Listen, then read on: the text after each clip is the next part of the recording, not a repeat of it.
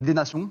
Et ça aurait décrédibilisé le Maroc si Brahim Diaz avait transformé ce penalty. Parce que, faut dire la vérité, pour moi, pour le coup, sur la deuxième situation, c'est-à-dire sur Brahim Diaz, pour moi, c'est même pas ça se siffle ou ça se siffle pas. Pour moi, il n'y a pas faute. Pour moi, c'est un immense vol. C'est un scandale de siffler faute là-dessus, alors qu'en fait, le défenseur sénégalais a juste les mains qui sont posées sur ses épaules. Et on voit clairement que Brahim Diaz se jette tout de suite. Et donc, c'est là où j'ai vraiment envie de pointer du doigt. C'est léger, ouais, c'est très léger. C'est très, très léger. Mais après des pénalty VAR dans le football, comme ça, on en a déjà vu. On en a peut-être déjà vu. On les a déjà critiqués et on le critiquera encore une fois ce soir. C'est ça. Mais globalement, on l'a peut-être vu. À partir du moment où il va voir la VAR, tu sais qu'il va siffler. C'est ça qui est dommageable. C'est ça qui est dommageable. Surtout avec l'effet de répétition, tu vois l'action 10 fois, bah forcément l'arbitre se fait un petit peu influencer et finit par siffler. Mais la réalité, c'est que même si des pénaltys comme celui-ci ont déjà été sifflés, ça reste une immense erreur d'arbitrage. Et donc pour moi, c'est un vol à ce moment-là, ça décrédibilise beaucoup de choses. Au final, je voulais aussi mettre en valeur la réaction quand même des Sénégalais d'avoir voulu rentrer au vestiaire. Je trouve que c'est une image très forte, déjà une image forte de courage, une image symbolique. Est-ce que c'est l'image de la soirée?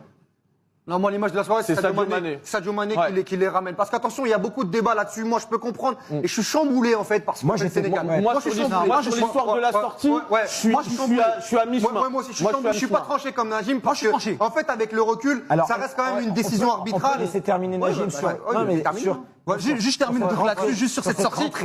Sur cette sortie et sur cette rentrée, moi je suis tranché. C'est-à-dire qu'à ce moment-là, pour moi, on insiste à un véritable vol, un véritable scandale par rapport déjà à l'action que j'ai citée, mais aussi la première action qui pour moi est déjà préjudiciable. Même si en réalité, pour moi, pour le coup, sur la première situation, on est typiquement sur le genre d'action où ça se siffle et ça se siffle pas. Parce que même si Hakimi touche Abdoulaye Seck en premier, il y a quand même une légère poussette d'Abdoulaye Seck. Alors pour moi, le but aurait dû être validé, mais disons que je trouve qu'à ce moment-là, c'est pas un immense scandale de siffler faute là-dessus. Par contre, sur la deuxième situation, pour moi, je suis hyper tranché. Pour moi, il y a clairement faute. Je trouve que c'est une réaction. Moi, je trouve que c'est une réaction forte et courageuse de la part des Sénégalais à ce moment-là de rentrer au vestiaire. Parce qu'à ce moment-là, il faut, voilà, un moment, tu dis aussi au monde entier, vous nous prenez pas pour des clowns, on vient de voir la supercherie qui vient d'y avoir sous nos yeux, on rentre au vestiaire et on laisse pas l'arbitrage tirer les ficelles de manière trop simpliste. Je suis d'accord avec vous. Et attends, et juste je termine, au final, je trouve que ça se termine plutôt bien, parce que 10 minutes plus tard, ils finissent quand même par revenir sur le terrain,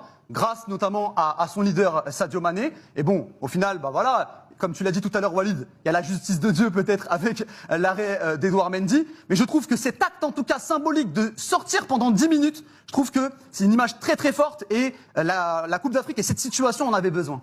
Non, mais moi